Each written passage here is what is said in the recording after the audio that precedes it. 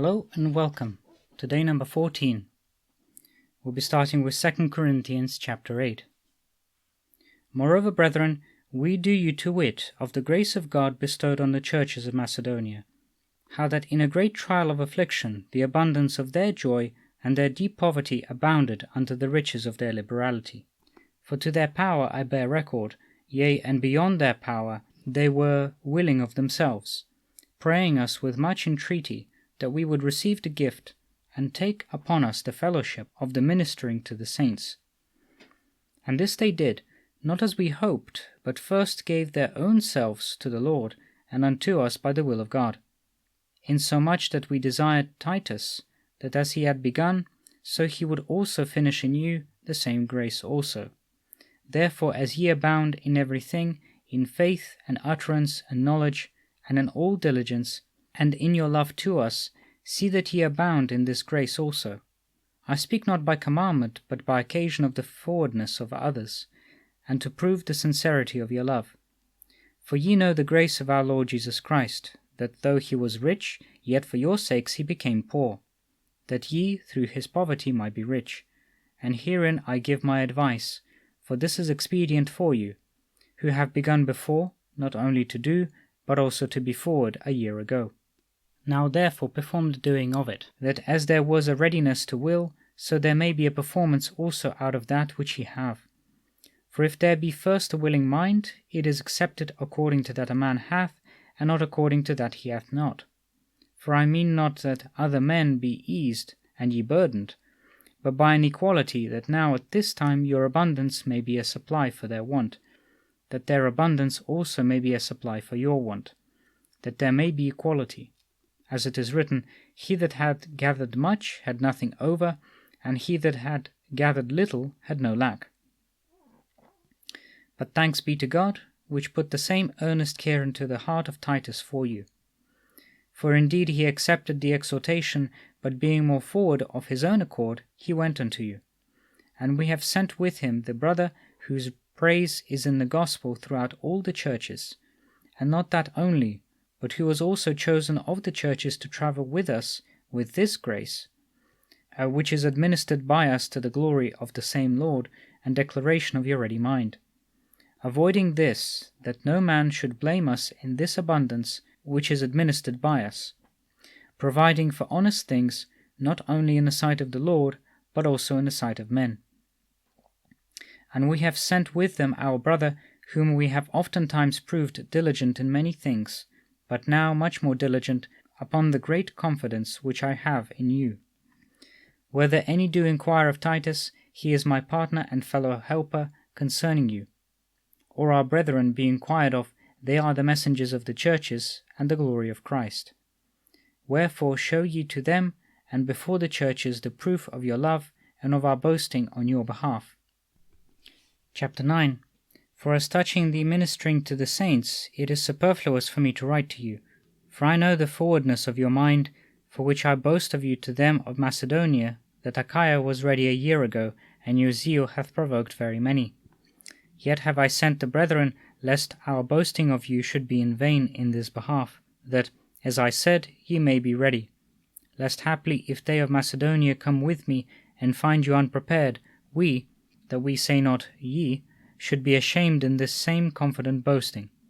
Therefore I thought it necessary to exhort the brethren, that they would go before unto you, and make up beforehand your bounty, whereof ye had notice before, that the same might be ready as a matter of bounty, and not as of covetousness.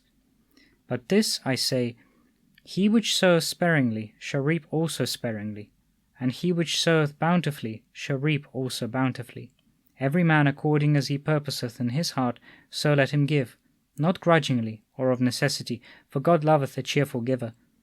And God is able to make all grace abound toward you, that ye always having all sufficiency in all things may abound to every good work. As it is written, he hath dispersed abroad, he hath given to the poor, his righteousness remaineth forever. Now he that ministereth seed to the sower both minister bread for your food, and multiply your seed sown, and increase the fruits of your righteousness, being enriched in everything to all bountifulness, which causeth through us thanksgiving to God. For the administration of this service not only supplieth the want of the saints, but is abundant also by many thanksgivings unto God. Whilst by the experiment of this ministration they glorify God for your professed subjection unto the gospel of Christ, and for your liberal distribution unto them and unto all men, and by their prayer for you, which long after you, for the exceeding grace of God in you. Thanks be unto God for his unspeakable gift. Chapter 10. Now I, Paul, myself beseech you by the meekness and gentleness of Christ, who in presence am base among you, but being absent am bold toward you. But I beseech you that I may not be bold when I am present with that confidence, wherewith I think to be bold against some, which think of us as if we walked according to the flesh. For though we walk in the flesh, we do not war after the flesh. For the weapons of our warfare are not carnal, but mighty through God to the pulling down of strongholds, casting down imaginations and every high thing that exalteth itself against the knowledge of God, and bringing into captivity every thought to the obedience of Christ, and having a readiness to revenge all disobedience when your obedience is fulfilled. Do you look on things after the outward appearance? If any man trust to himself that he is Christ's, let him of himself think this again, that as he is Christ's, even so are we Christ's. For though I should boast somewhat more of our authority, which the Lord hath given us for edification, and not for your destruction, I should not be ashamed, that I may not seem as if I would terrify you by letters. For his letters, say they, are weighty and powerful, but his bodily presence is weak, and his speech contemptible. Let such an one think this, that such as we are in word by letters when we are absent, such will we be also in deed when we are present. For we dare not make ourselves of the number, or compare ourselves with some that commend themselves, but they, measuring themselves by themselves, and comparing themselves among themselves, are not wise. But we will not boast of things without our measure, but according to the measure of the rule which God hath distributed to us, a measure to reach even unto you. For we stretch not ourselves beyond our measure, as though we reached not unto you. For we are come as far as to you also in preaching the gospel of Christ, not boasting of things without our measure, that is, of other men's labours, but having hope, when your faith is increased, that we shall be enlarged by you according to our rule abundantly. To preach the gospel in the regions beyond you, and not to boast in another man's line of things made ready to our hand. But he that glorifieth, let him glory in the Lord. For not he that commendeth himself is approved, but whom the Lord commendeth. Continuing on to Acts chapter 14.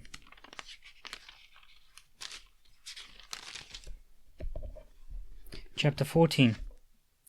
And it came to pass in Iconium that they went both together into the synagogue of the Jews, and so spake, that a great multitude both of the Jews and also of the Greeks believed. But the unbelieving Jews stirred up the Gentiles, and made their minds evil affected against the brethren. Long time therefore abode they, speaking boldly in the Lord, which gave testimony unto the word of his grace, and granted signs and wonders to be done by their hands. But the multitude of the city was divided, and part held with the Jews, and part with the apostles. And when there was an assault made both of the Gentiles, and also of the Jews with their rulers, to use them despitefully and to stone them, they were ware of it, and fled unto Lystra and Derbe, cities of Lycaonia, and unto the region that lieth round about, and there they preached the gospel. And there sat a certain man at Lystra, impotent in his feet, being a cripple from his mother's womb, who never had walked. The same heard Paul speak, who steadfastly beholding him, and perceiving that he had faith to be healed, said with a loud voice, Stand upright on thy feet. And he leaped and walked. And when the people saw what Paul had done, they lifted up their voices, saying in the speech of Lycaonia, The gods are come down to us in the likeness of men. And they called Barnabas Jupiter, and Paul Mercurius, because he was the chief speaker. Then the priest of Jupiter, which was before their city, brought oxen and garlands unto the gates, and would have done sacrifice with the people, which when the apostles Barnabas and Paul heard of, they rent their clothes, and ran in among the people, crying out, and saying, Sirs, why do ye these things? We also are men of like passions with you, and preach unto you that ye should turn from these vanities unto the living God, which made heaven and earth, and the sea, and all things that are therein, who in times past suffered all nations to walk in their own ways. Nevertheless he left not himself without witness, in that he did good, and gave us rain from heaven, and fruitful seasons, filling our hearts with food and gladness. And with these sayings scarce restrained they the people, that they had not done sacrifice unto them. And there came thither certain Jews from Antioch and Iconium, who persuaded the people, and having stoned Paul, drew him out of the city, supposing he had been dead. Howbeit, as the disciples stood round about him, he rose up and came into the city, and the next day he departed with Barnabas to Derbe. And when they had preached the gospel to that city, and had taught many, they returned again to Lystra, and to Iconium and Antioch, confirming the souls of the disciples, and exhorting them to continue in the faith, and that we must through much tribulation enter into the kingdom of God. And when they had ordained them elders in every church, and had prayed with fasting, they commended them to the Lord, on whom they believed. And after they had passed throughout Pisidia, they came to Pamphylia. And when they had preached the word in Perga, they went down into Attalia, and thence sailed to Antioch, from whence they had been recommended to the grace of God for the work which they fulfilled. And when they were come, and had gathered the church together, they rehearsed all that God had done with them, and how he had opened the door of faith unto the Gentiles. And there they abode long time with the disciples.